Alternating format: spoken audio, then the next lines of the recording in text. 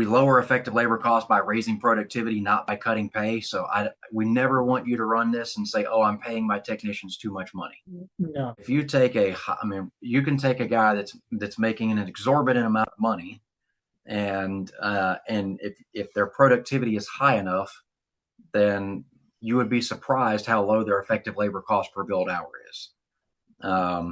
So, in my store, my most expensive technician has the second lowest effective labor cost per billed hour, but his production level is high enough that it offsets the high hourly rate that he has.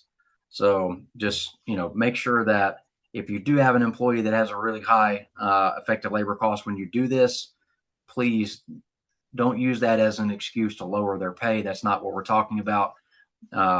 Cutting wages, it's going to make you uncompetitive in the market. We just talked about, the fact that this is an employees market right now, and labor wages have been rising over the last 10 years, and over the last 6 years have really been increasing.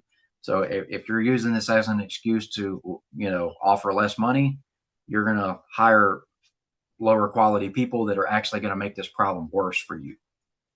It's also going to kill your retention. If you have a good employee and you've identified that his labor cost is higher than you would like it to be, and you try to negotiate a lower rate with him, you're probably going to lose that individual, right? So we don't want you to do that. It's going to kill morale. So what we're looking at is how do we get the productivity number up, right? Because we've just talked about how productivity is the driver of having a high effective labor cost or a low effective labor cost, right? As productivity decreases, effective labor cost goes up. As productivity increases, effective labor cost goes down. They have an inverse reaction to each other.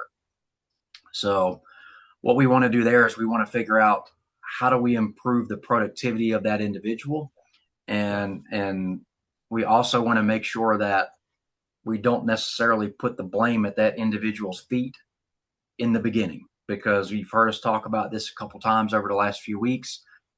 Technician productivity is impacted by the processes, procedures of the store, and the talent at the front counter, more than it is by the actual technician themselves in most cases.